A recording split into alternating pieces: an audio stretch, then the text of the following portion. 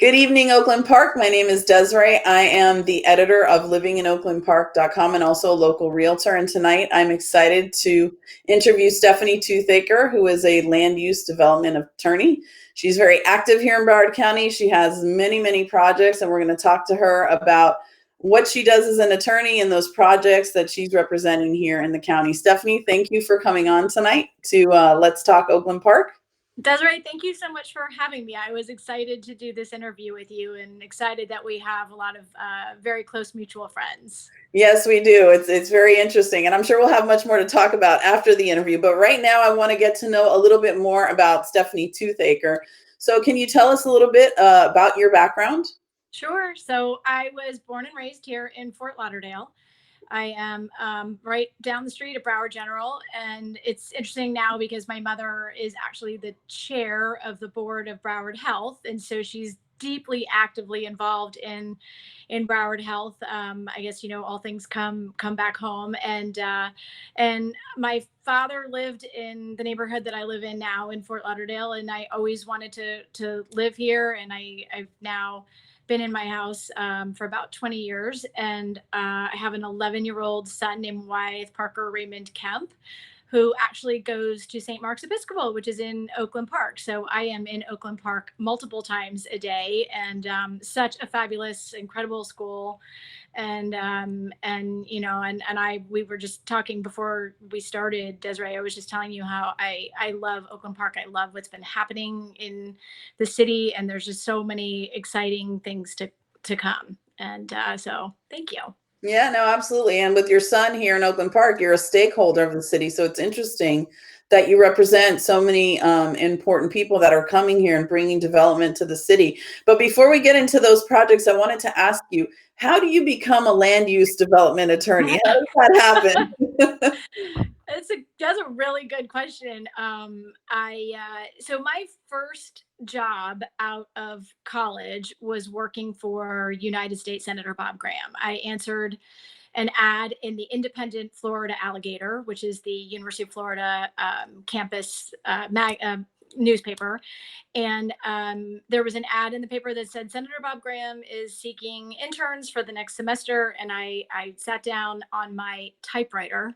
I'm dating myself, but we didn't have computers back then. And I sat down on my typewriter and I filled out an application and I drove to Tallahassee and I interviewed. And I got the unpaid job to work for Bob Graham. I did that for about 4 years. I had actually already I actually ended up in Washington D.C. in '92. I worked on the coordinated campaign with Bob Graham and Bill Clinton, and I ended up in Washington. And I spent several years in Washington. And I had already taken the LSAT before I went to DC, and I was coming up at that point in time where my LSATs were about to expire, and I made the decision to go ahead and go back to law school. So I went back to University of Florida. And when I graduated from law school, I started actually at Greenberg Torg in Miami as a litigator. And I was really, I missed the politics. I loved what I did. I had worked on numerous campaigns. I worked in the Senate office. I worked in the political office. You kind of divide Senate offices into different divisions, and I was in the political office. And I really sought out how do I use my background in Washington and on Capitol Hill and my knowledge of these things and my passion for it, and how do I meld that with being a lawyer? And there's really only one way to do that, and that's land use and development, which technically I'm a lobbyist. And I sort of take umbrage to people saying that being a lobbyist is a bad thing. The lobbyists can do a lot of great things too. But when I take on a client, the first thing that I have to do is register. So I register with the city of Oakland Park that I want to let Oakland Park know that I'm representing this client. And then every time I talk to an elected official, I have to log that. I log that communication. But to me, being a lobbyist and a land use attorney is the perfect intersection of politics and law.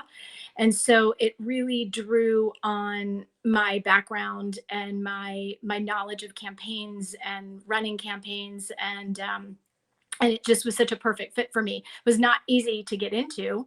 It's a niche practice. There's not a lot of us actually that do it, and you really do have to know what you're doing. You live in the public eye. Florida has an extremely wide government in the sunshine law, which means that everything you do, everything you say, every email you send is public record. It's open to public record. And yeah, I think the reason that I hope I'm moderately successful at it is because I've worked on the other side. So I come at it from a perspective of having worked on a Senate campaign in a Senate office, and understanding how things are perceived when you're on the government side. I think gives you the perspective you need to be a good advocate for a client on the private side, but also being extremely respectful of the elected officials before which you practice, and understanding what's important to them. Oh, very interesting how you connected those two things. So you mentioned that you worked for a law office before you had your own office. What was it like to kind of break out on your own? Because that can be, exciting and scary at the same time. What was that like for you? So scary. Yeah. So incredibly scary. Really just I had been thinking about it for years, but I will just tell you that being a woman, I think, makes it even harder, because it's more rare to find women solo practitioners. And a lot of times, I've said publicly, I'm not. It's not like I'm a huge feminist, but men don't often give.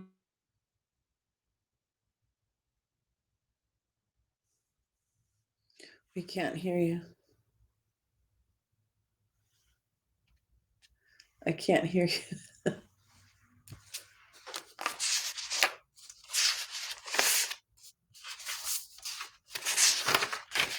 I can't.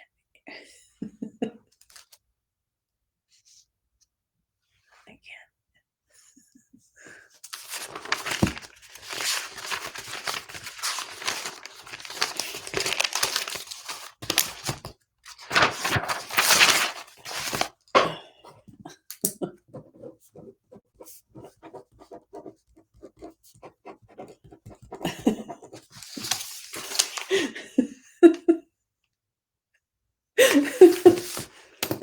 It's muted.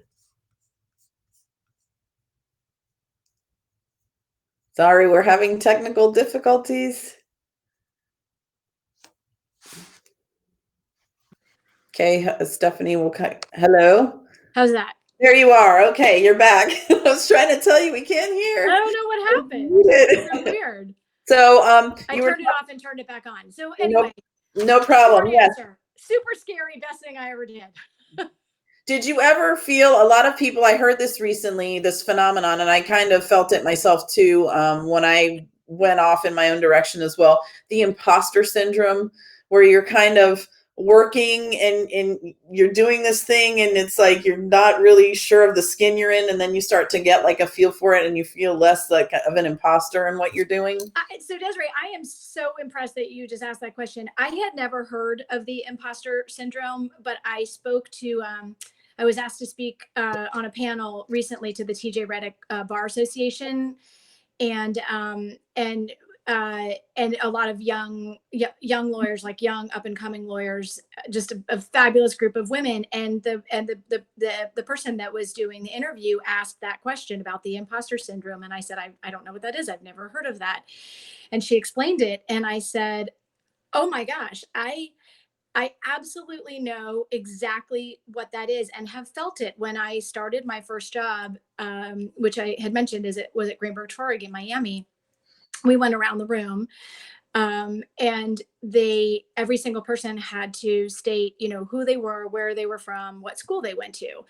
And I want to say, I started as a summer clerk. So this is the summer that I started. And we went around the room, and every single person in that room was coming from an Ivy League school. Every single one. Harvard, Yale, University of New York. I mean, like, I just, and we got to me, and I was like, I went to University of Florida, and I literally spent the entire summer that I was at Greenberg waiting for them to knock on my door and tell me it was a mistake, that they hadn't meant, that I wasn't supposed to be there, that, you know, that I wasn't smart enough to be there, that I wasn't a good enough lawyer to be there. And that, I think women suffer from that a lot. I think that carried through for years.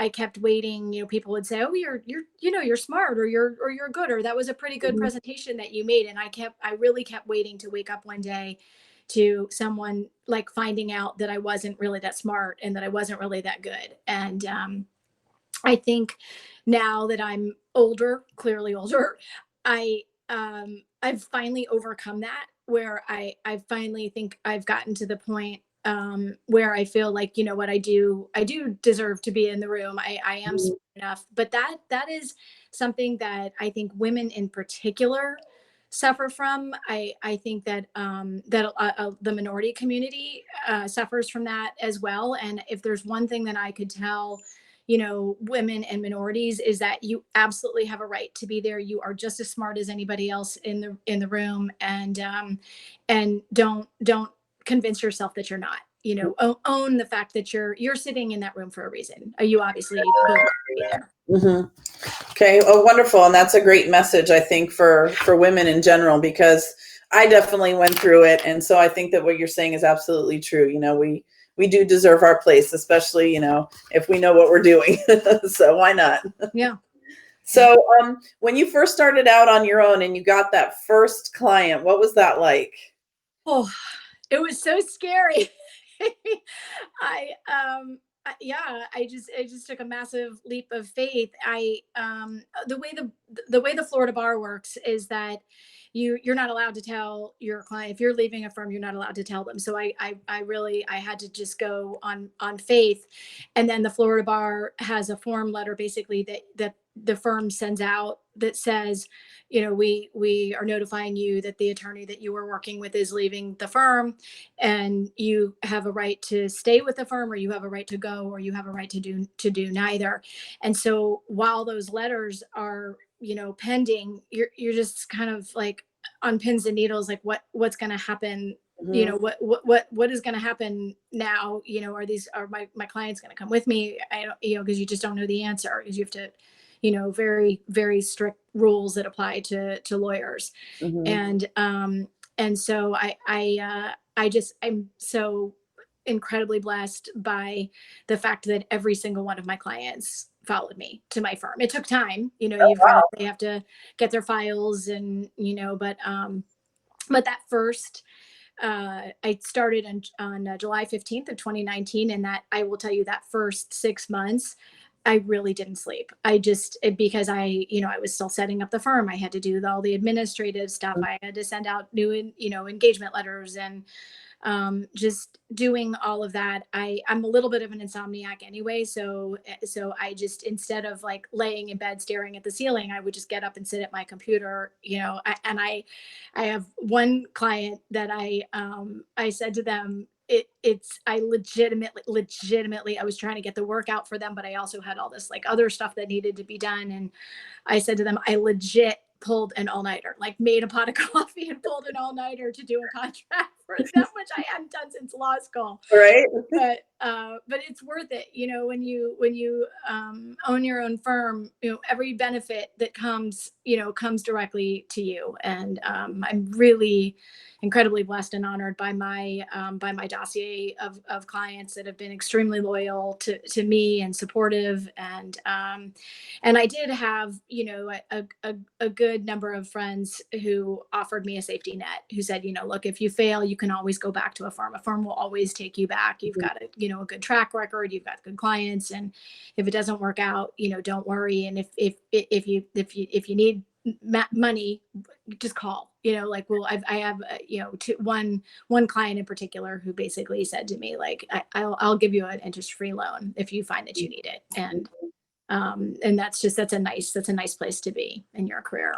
Sure. I'm sure it's like a relief, you know, like I can do this and I don't have to worry as much as I think I have to, and I can just move forward. That's awesome. Yeah. You said you have a nice dossier, which you do because I researched you. So what are some of the biggest projects that you've worked on? Well, the one that everyone knows, of course, is Inter Miami CF, which is an amazing client, and I still represent Inter Miami. There's a lot of actually that was the client I pulled the legit all nighter for. With good reason. Yeah. So after it was after the stadium was already built. So well, let me back up. So obviously, such an incredible opportunity.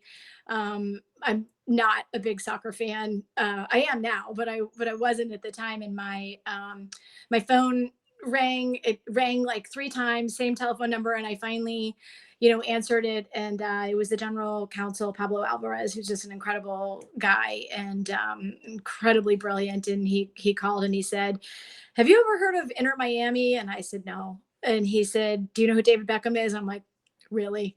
Of course. And he said, "Well, we'd like to meet with you. Can you come to Coral Gables tomorrow? And we think we want to start a football club and do a training facility in Fort Lauderdale. And your name has come up through multiple sources."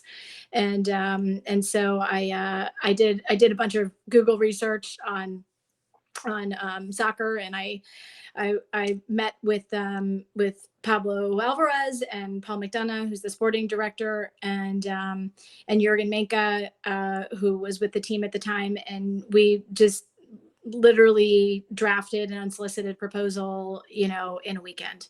It was, we took it from dream to reality. We dropped the unsolicited proposal, which is a Florida statutory.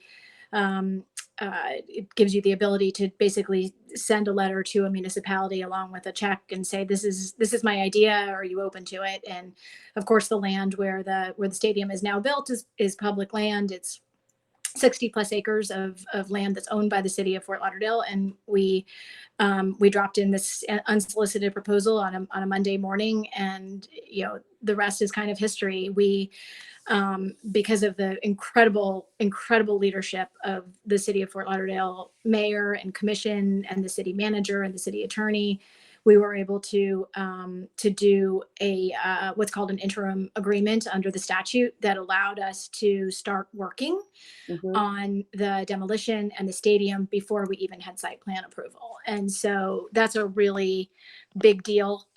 We went, the ownership group, Jorge Mas, David Beckham, and their partners, and Jose Mas, went completely at risk.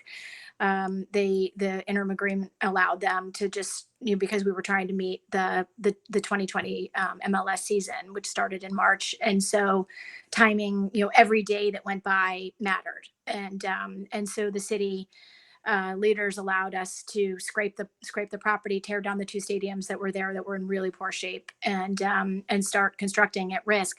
I did not go to final site plan approval until February of 2020. So the city manager numerous times would say, we're building the plane while we're flying it. We literally were. We still had we had a stadium that was practically built and didn't have site plan approval on it yet, completely at risk, 100% at risk. And that's, I have to just credit truly the leadership of Jorge Mas on, and his willingness to take that chance, as he, spent the money on building this spectacular state-of-the-art stadium and training facility, and was willing to do that, the interim agreement is a contract, but a lot of it was really just on trust and relationships, and obviously incredibly honored by the trust that they placed in me and allowing me to do this for them. Oh, absolutely. And that's a sharp contrast to what happened in Miami, where they've been going around back and forth with the city so many times. So it's almost like a 360-degree turnaround from what they experienced. I mean, they still don't have anything concrete down there as far as I know, right? No, and I do like to tease them that they have a team of like 14 lawyers in Miami, and in Fort Lauderdale it was just me. There you go. Don't ever underestimate what one woman can do, right? Underestimate me. That'll be fun. So I looked at the site plan for the Inter Miami Stadium. And is there something that's going to go to the south of the stadium? Is there something that should be built there? What's going to be built there? Right. So in the unsolicited proposal that we submitted to the city, we offered to build the city a public park. So that is public park. It is it's designated. The whole property is designated Lockhart Park, and named for a commissioner that was adamant about preserving that land. And so the remainder of the site will be a public park. And Commissioner Moritas, who was just sworn in for her second term, really a visionary as it related to this, did such just an absolutely incredible job, spent a lot of time in her community, seeking out, what did the neighbors want, what did the community want to see here. And so I believe she's moving forward with plans to do a community center that is, will be available to, to the public at large, and that would be surrounded by a park, some pitch fields, some additional soccer fields, and some other, like a walking trail, a dog park. It's got a lot to it, and a good chunk of that Inter Miami is paying for in conjunction with the original unsolicited proposal. They just went a little faster. It's a little different. I think, for them, they knew Paul McDonough in particular had come from another football club and had a lot of experience, and so he knew what needed to be built, and really led that development in terms of what was going to go there. And so they knew for the training facility and for the stadium. And then I think you know this, that there's another stadium, there's a smaller stadium. Yes. That was built specifically for the community, for the public high school students, because the public high school students don't have a place to play. And so that was originally on the original plans. That was an additional pitch field, but through the leadership of Commissioner Ridas and the mayor and commissioners wanted Inter Miami to add in a second field for high school football. And it had its inaugural game, and it was wildly successful. And I know that the school board is very excited, and the students are very excited, and that's a real community asset. It sure is. And what's nice for us Oakland Parkers is that it's literally across the street from Oakland Park off of Commercial Boulevard. When is it going to be built? Do you know, or has COVID slowed it down? The field, the high school field? The park. The park outside of the stadium. The park. So the plans are being worked on right now. Okay. I think really what held it up was COVID. It was, they were going out into the community and doing, a lot of community meetings to see what is it that people want, what would they use. And COVID, obviously, public meetings kind of got put on hold, but the plans are in really good shape. I mean, I think you'll see that very soon. Okay. Well, that's great, because that's something that for us to look forward to. And speaking of some other things to look forward to, recently I read that you had worked on a project that was approved Oceanside for the 2 tallest towers on the beach. That's another exciting project. Can you tell us about that?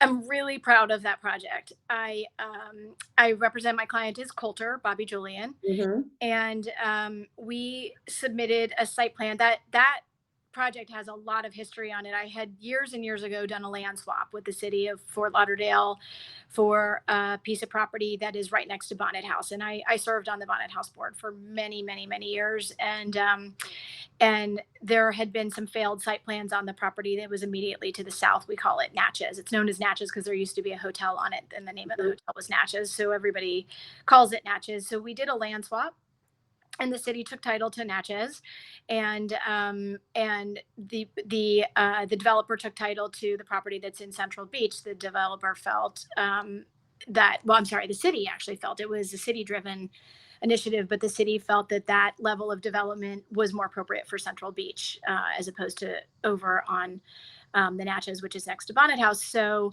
that took a few years, and when we completed that land swap, Coulter designed a plan that quite frankly was not well received by the neighbors, and the neighbors, particularly the neighbors behind us, which were in Alhambra Place, felt that the towers were smack in their view corridors, and they weren't sitting on the property correctly, and the city of Fort Lauderdale, thankfully, has a provision in their code called a PDD, and the PDD allows you to design to a different, basically to a different code. You essentially say, in that case, the zoning was ABA, and the ABA zoning sort of dictated where the towers had to go.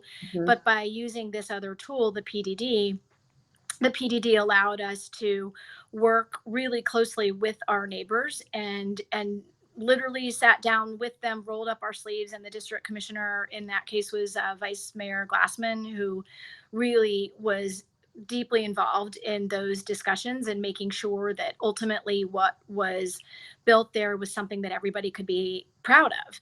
And so it was a complete redesign. The PDD allowed us to do the redesign. It's a harder process. You have to have a supermajority to get a PDD approved, but at the end of the day, I think really a lot of people could not believe that the towers actually got higher, because in development and in land use, what you find when you do good planning is if you push the heights down, you're going to get a lot of mass and squatty buildings that block all the air and the light. But if you allow the heights to go higher, you can skinny up those structures and you can really enjoy what's happening at the ground level, which is where most people view it anyway. So by having the skinny towers that are higher, you have all this opportunity for open view corridors and light and air. And it's a little bit of a misnomer. I think that Fort Lauderdale, Oakland Park, a lot of our eastern communities went through a period where they thought, let's make all the heights come down, and then they didn't like what they got. They didn't like that, that you've got shorter heights, but over a certain height, you can't see the height anyway. And most perspectives will show you that it's the mass that people object to, not the height.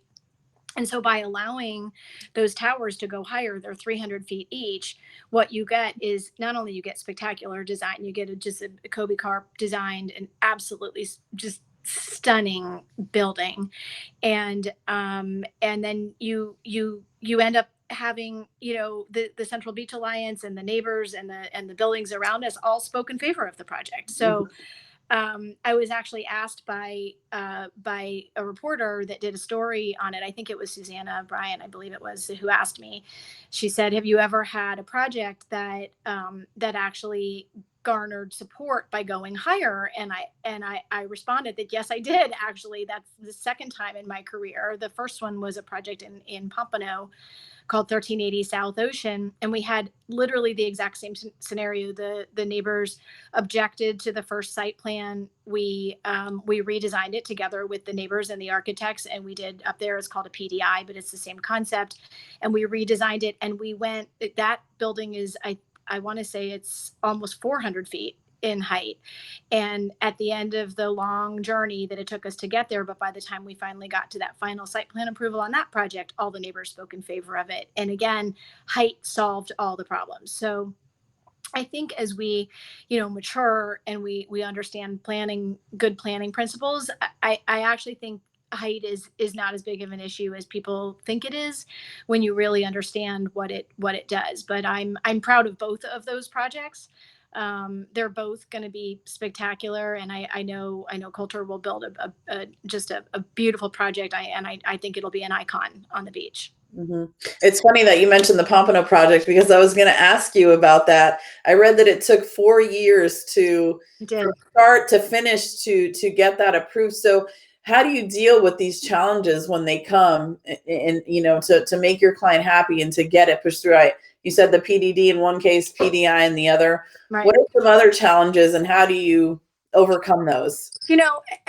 Every client wants to go quickly because time is money. And sometimes, particularly when in both of those cases, those are both condominium projects, and there's always a concern that you're going to miss the market because the market always acts in cycles. Mm-hmm. And so, but when you're going to do a project of that magnitude and that scale, and work with those kinds of architects and designers, that's going to be a condominium project. It always is. So in the case of the Fort Lauderdale project, that took a long time too, because the land swap was, in fact, that one was actually probably longer because the land swap actually took place under the prior commission when Jack Seiler was mayor. That's when the land swap happened. And so if you look, that project just got approved. So that's been about 4 years too. That's a long time to be in the cycle.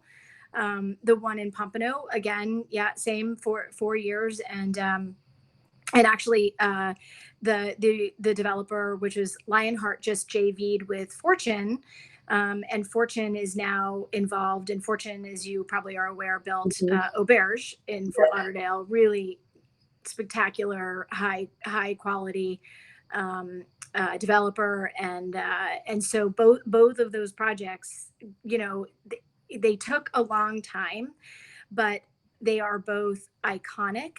And I personally am a big believer that when you build something iconic, people will want to be there. They will flock to that project. That if you're going to build a project that looks like every other project up and down, even if it is on the sand, you're going to struggle to sell those units. But if you build something that's beautiful, yes, it's expensive when it takes that long, and it's frustrating. And your question is spot on. Like, how do you keep the client happy? I'm going to tell you that in both of those cases, there were many a day that I had to, get on a tough phone call with the client and say, listen, it's going to be another month, or another 2 months, or another 3 months, or 4. And that's a tough conversation to have. And I'm not going to tell you that they don't get angry. They do, because it's their money, it's their risk. And they're entitled to, to be able to move through the process in a reasonable amount of time. That doesn't mean that they're always going to get everything they want, but there's always a property right that goes along with, an ability to develop property. And sometimes that's tough, and sometimes it's expensive, and it's risky. And at the end of the day, you want them to be successful, and you just have to do the best you can to try to move the projects through the process and not get bogged down, because they all will. And I did another interview. It must have been before COVID, because there were no masks and we were actually all in person. But I did it at the Super Yacht Village, which is another of my projects. And it's interesting because we invited a lot of our neighbors that had, when we started with Pier 66, is another project that I'm extremely proud of. And when we first came out of the box with the Pier 66 redevelopment, the neighbor, and that includes Super Yacht. It's all one client, which is Tavistock. And the neighbors really hated it. They hated it. They opposed it. They hated everything about it. And so when we did that interview at the Super Yacht Village, we invited a lot of those people who become your friends through the process. You can agree to disagree, but most of the time, almost always, I end up becoming friends with the neighbors to projects who are involved in the discussion. They're protecting what they perceive as their personal property. So you have to respect that, of course. But it's interesting because I said in that interview, because it was the first time many of the people had seen it, and everybody walked in and they were ooh and ah, and isn't this spectacular, and it's amazing. And I stood up, and the first thing I said is I have to remind you all how much you hated the idea of this project that you love. And I've literally never ever worked on a land development project that the neighbors have said, great, we can't wait. They never go like that. It doesn't start like that. But it's your job as an advocate for your client, but also as a respectful member of your own community, to listen to the neighbors' concerns and work with them. And most of the time, you can get to the place where everybody is happy. Not everybody is always like, I got exactly what I wanted. But most of the time, by the time you get to the end, if you're doing what you should be doing, which is being open and transparent and listening and being willing to make changes, you can get to a place where the neighbors who hate it when you first come to town, they will get to a place where they respectfully agree that that they're going to allow something to go forward with proper protections. And so like in the case of Super Yacht, we did a lot of agreements with the neighbors about noise and traffic and people driving into their the neighborhood that's behind it, and making sure that that didn't happen. And so you have to do that. You have to be willing to do that, and that's the right way to do these kinds of projects. Mm-hmm. It's I always say there's never a dull day in real estate. I mean, we both do different things, but there's you're always problem solving and talking to people and trying to find solutions, Right. which I think is interesting. Except yours is a different kind of problem than the ones that I would face on a daily basis. You mentioned the Pier 66 project. I was actually in that area last weekend. What can we expect there? I noticed that the entire hotel, there's nothing going on there. There's no rotating restaurant.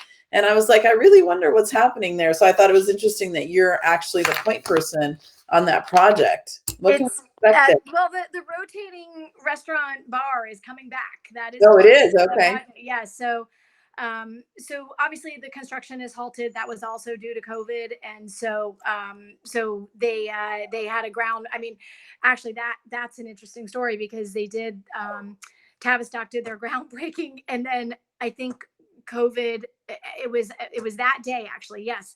So we did the groundbreaking in the morning, and then I drove out to Inner Miami, and we met with the sporting director, and I met with the city manager, and we were starting. COVID had just happened, was just starting to hit, and we were like making the decision that day of whether or not that first soccer game, the opening soccer game, was going to happen, because we had a full a VIP program and full stands and whatever. And it was that exact day that the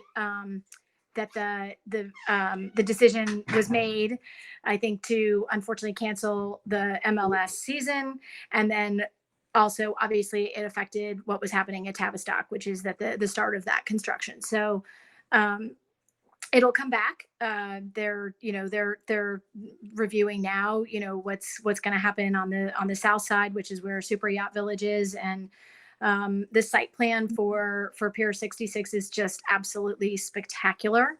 It does include a new, redoing the tower, preserving what's historic about the tower, but also modernizing the tower. One significant change you'll see is that it's going to have glass balconies, because if you've ever stayed in Pier 66, is cool as the Chattahoochee balconies were, once you're sitting on the balcony, you can't actually see past it because it was a concrete wall. So one of the visions that Mr. Lewis had was to put glass balconies on, so you could be in the tower and really enjoy what Fort Lauderdale has to offer all around you, to reopen the rotating bar. And then they also added actually some single family homes on the easternmost portion. And there's two villas that have, for sale units in them. And there's also 2 condo towers. So it's a mixed use residential. The pools, the various levels of pools are just absolutely beautiful. The design is beautiful. They had just a team of architects. Actually, it wasn't just one architect. Garcia Stromberg was one of the architects that did the condos, and it's really a beautiful site plan. When that actually does, when COVID is behind us and they start building again, it's a sight to be seen. It'll really be a destination. Wow, it does sound like it's going to be very interesting. And so it's going to be residential, mixed use. Wow, completely different. Okay, Yeah. very With interesting. lots of restaurants and lots of other things to do. Another thing that site plan included was a pedestrian walkway all the way around the water that connects underneath the 17th Street Causeway Bridge. So it's a marina promenade that so people that enjoy the water and looking at the boats and whatnot, you'll be able to walk the full site through. So one of the big things that we did when I did the development agreement for that project was to connect the 2 sites through the use of being able to redo what happens under that bridge. So all the parking will remain, and it's still public land, but one of the things that we were able to do is to work with the city to use that property so that you could have a continuous marina promenade that people could enjoy, walk your dog, and go visit one of the restaurants, and really beautiful stuff.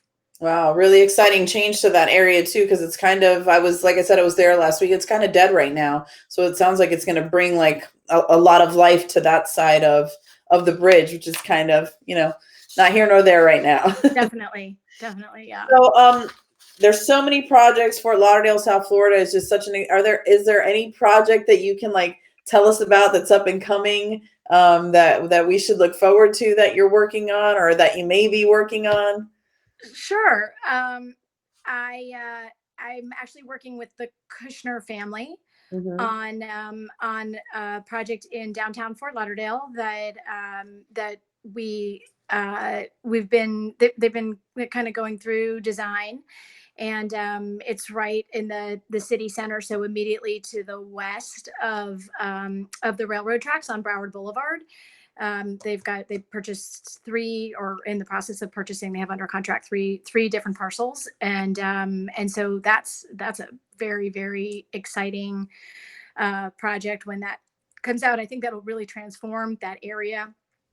I think what that area needs, I mean, you've got some really obviously super cool things right there. You've got the Performing Arts Center, and you've got the Museum of Discovery and Science, and you've got the Riverwalk and all that.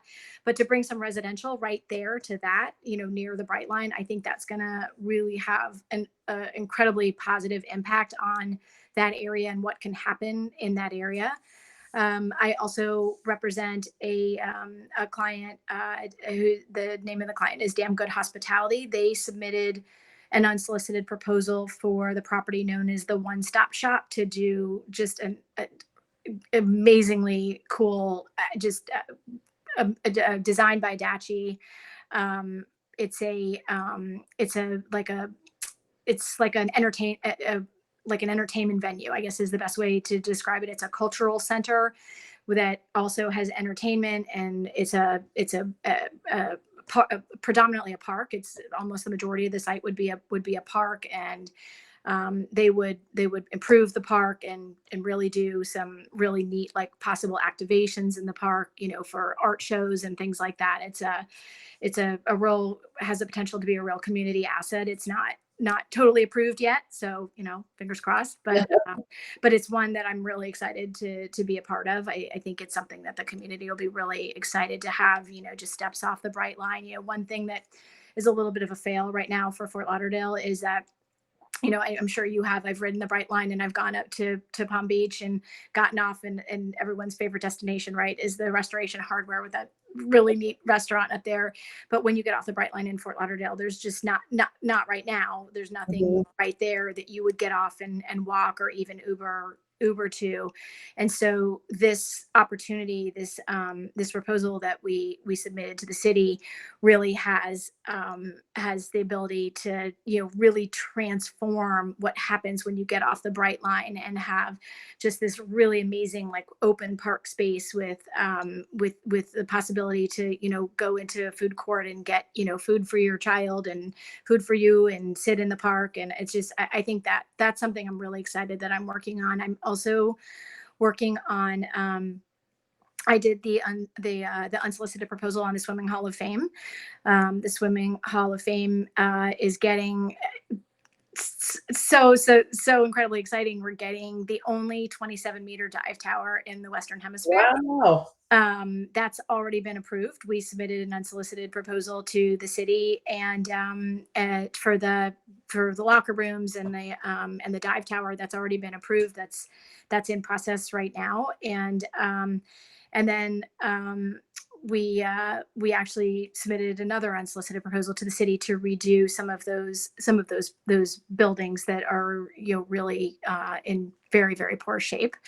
And so those are two projects I'm just incredibly proud to be a part of, and have the opportunity to work with just fantastic clients that have a vision for what the future of our city is, that we've got. And when I say city, I don't just mean Fort Lauderdale. I mean, like, the greater Fort Lauderdale area that includes Oakland Park and Dania. I did a project in Dania not that long ago that's actually under construction right now for a multifamily there. That's really, really wonderful. I'm working with Aussie Symbol right now on on a redo of the what we're calling Rain Tree Lofts, which is in the Tarpon River area. That's a just designed by Palma. Just really just they if you're not familiar with Palma, their designs are just really beautiful. They're award winning. They do projects all over the world, and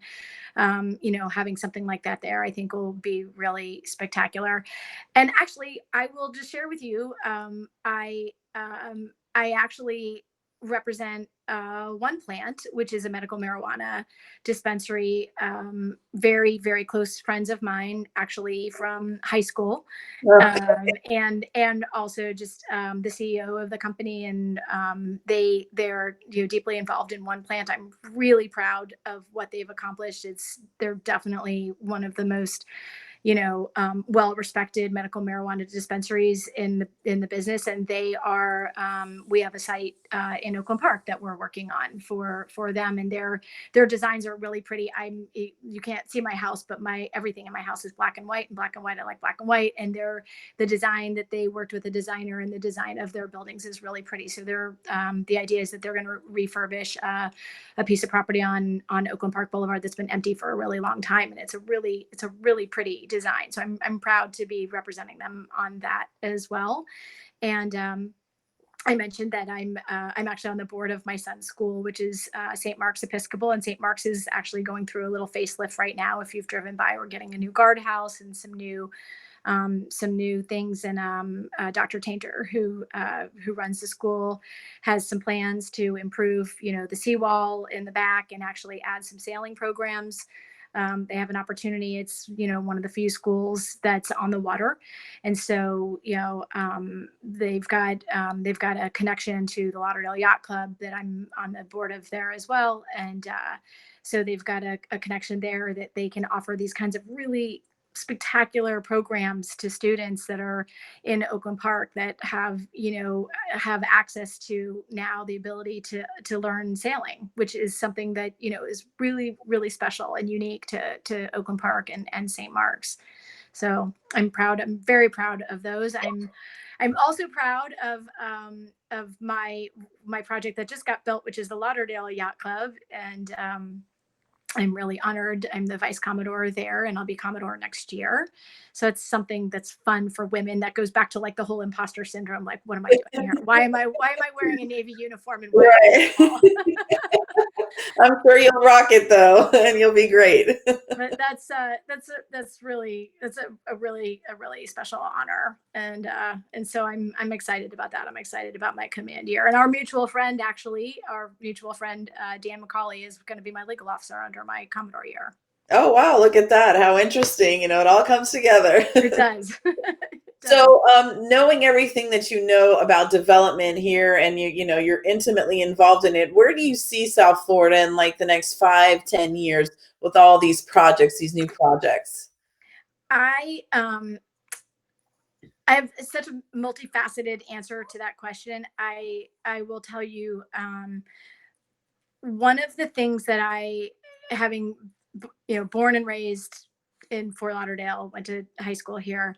I think in the last 5 years, the biggest change that I've seen is that we have amazing local developers. I mean, we've got wonderful people here that are, heavily invested, that are, Fort Lauderdale residents, and that live here and care very much about their community, have done great things for the city and for the greater Fort Lauderdale area. But the biggest change that I've seen is that the developers that are now heavily invested in the greater Fort Lauderdale area are international names, like Joe Lewis with Tavistock, like Bobby Julian with Coulter, Charlie Kushner with the Kushner Companies. The level of clients that I now represent, I kind of will joke, I'm like, I've got 5 billionaires on speed dial. And, that is a really dramatic change for our greater community. And I think that ups the game, right? So, the level of, like when David Beckham came to town and said, you know what, I'm going to make Fort Lauderdale my second home. I'm going to put my training facility here. And we just announced, you probably saw that we just announced that the men's U.S. soccer team is playing a friendly on December 9th. That's a big deal. That's an international. That's going to be internationally televised. And so that is something that has just fundamentally changed the way that we grow as a city. And look, I'm as frustrated as the next person about traffic and infrastructure. I don't like sitting in it either. I drive my son to school and back every day. And so that can be, immensely frustrating. But one thing that I think you always have to remember is that if you want the cool stuff like the soccer, and you want, like, and I also represent the beach majors, which is the international volleyball tournament that is on pause right now, but used to happen on the sand, also internationally televised. And I also represent the Informa, which is the producer of the boat show, internationally televised, and they own, the Monaco show and the Palm Beach show and the Miami show. To get those kinds of really neat things that we all love, you've got to have a critical mass of people living here. Every time, a new restaurant opens and you get to go check out that really cool new restaurant, and and you enjoy that concert, or you got to see Hamilton at the Performing Arts Center. The reason that those benefits come is because the development has brought them. You don't get to have, your sleepy little town from 1985 and get Hamilton on first run off of Broadway. So you have to recognize that if what we love about the city and all the exciting stuff that opens every day, that we get really excited about a new restaurant opening or a new show opening, that only happens when you have that critical mass of development. It comes with having people, because it takes a lot of people to make those ventures successful. And so my vision for the city, obviously, I think, we're dealing with the infrastructure. We unfortunately, I think, had let it go for too long. It's failing. I actually, you don't know this, but I'll share that I was ground zero for the first sewer line break. The 46-inch pipe broke in front of my house, and my house flooded with raw sewage. Ooh. Raw, untreated sewage. All the images of the pipe off of somebody's dock spewing hundreds of millions of gallons into the Tarpon River. That was my dock. That was off behind my house. So I lived it. It's so funny because a lot of times when I'm working on a development project, some neighbors will be like, "We've got raw sewage." I'm like, "Oh, I know. I was ground zero. I had the pipe in my across my yard." So I know, but that's not this commission's fault, and that's not it's just we just frankly weren't paying attention to the fact that the infrastructure was aging. But it's not unique to Oakland Park, and it's not unique to Fort Lauderdale. It's happening all over the United States. We're learning that, like, the pipes that we put in 50 years ago don't last that long. And so I think we just have to be patient. I think that all those good things are coming, and I think we have to be open to development. One thing I think that we can ask for and should be asking for is we should ask the developers to come to the table with a little more. Let's when you want to build something in our fine city, we expect it to look nice. We expect you to put a little more money, and effort into the design. And you saw probably there's a project that just opened on Las Olas, and there's an art installation. We're going to be doing that with Aussie Symbols project as well. And and people get excited about that. And again, that only comes you don't get that amazing piece of art because it just plopped down. It came with a really big building that has a lot of people living in it. So I think you have to be open-minded about that. And I think we can only get better. I think there's other stuff actually I'm working on that I can't talk about, but there's a lot of really exciting things coming. And I think if you're open-minded about it, and if we, as a society, and our leaders deal with with the infrastructure, which we obviously have to do, then we can acknowledge that it's not the people that we object to. We don't want it. We don't want broken pipes. Mhm. And as long as that's being addressed, then let's be open to having more people, and having really cool projects that bring really neat ideas with them. Mhm. Absolutely, absolutely. So, it's very exciting what's to come, and I agree with you. That development. If things stop, then what do we do? Our economy stops. So Right. it's important to constantly have that infusion of new things, new people, new ideas. That's what keeps us going. Yeah. And that's what keeps us growing. What's the future for Stephanie Toothaker? This is it. I love what I do. I Mhm. really absolutely love what I do. I get really personally invested in my projects. I with very few exceptions, every single one of my clients becomes a good friend. I'm really really excited about my Commodore year at the Lauderdale Yacht Club. That's a it's they've The club was founded in 1938, and there's never been a woman before on the elected board. Still to this day, there's not an elect. I'm the only woman on the elected board, and then coming into the Commodore year, which will happen in April, I think that's just it's a real honor to be chosen as the first woman to break that glass ceiling. and Mhm. and the club's been, the membership of the club has just been really incredibly supportive, so I'm really excited about that. um, I'm also I'm serving right now on our newly elected state attorney Harold Pryor's transition team. I'm really excited about his leadership. He is someone that you should have on the show, and just a brilliant young mind. I can say young because he's younger than I am, but he and his wife are both attorneys, and he's got a lot of really great ideas of how to make that office better. And there's always room for improvement, regardless. I mean, I was a Mike Satz fan too, but Harold's going to bring some really exciting new leadership. I'm really excited to be a part of that with him. I know he's going to do really great things for our community, and a lot of the policies about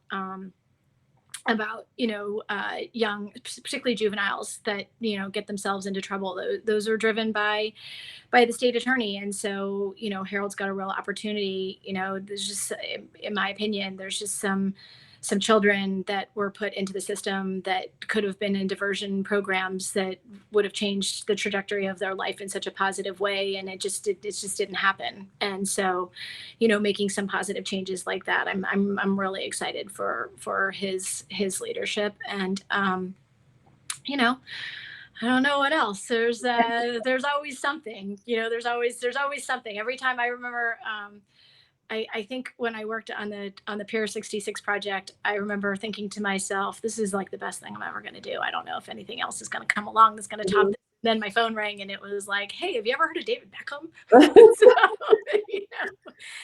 you know, and then when that was kind of winding down, although I still do a lot of legal work for the team, so I'm still deeply involved in Mhm. that. But then the project that we're working on right now for the one stop shop, then that one popped up, and then I got a call from the Kushner family, and so that's really exciting to work with them. They're a really really fine company, Mhm. and have a lot of opportunity to work with them there. And it's just every day, your phone rings, and you just don't know what it's going to bring, and so you just have to keep putting one foot in front of the other, and look towards positive things. when the sewer line broke, actually, it's funny because everybody was like, oh God, I'm so sorry. It's the worst thing. And I said, one of my special skills is that I can always find a silver lining. I didn't like the furniture in that room anyway. And now I just have an excuse to throw it away. So it's all good. I love it. That's a great attitude to have. And I'm sure that we're going to see a lot more of you behind the scenes and all the exciting things that are happening in Fort Lauderdale. I really want to thank you for coming on the show tonight and taking the time to explain all these amazing projects and everything that you do so that, people can understand that there's really a lot that goes on behind the scenes. That building just doesn't go up from, one day to the next. There's a lot that happens in order for it to go up. And I think that's important because we have a lot of people that are pro development and a lot of people that are not, so it's important to understand the process behind it. Also, I want to thank you very much for coming. It was amazing. And hopefully we can have you again sometime in the future. Tell us about some of the more exciting projects that you're working on in the future when your phone rings in the next few days. Thank you so much. This is a really great program. I'm so honored that you asked me to be a part of it. And thank you for the opportunity. I can have a little bit of talk too much sometimes. So no, I loved it. Bore you too much. So thank you so much. No, it was wonderful. Thank you and have a wonderful evening. I want to say good night, Oakland Park, and we'll see you again next Thursday at 7 p.m. for another chat. Bye-bye, everybody. Bye. Bye.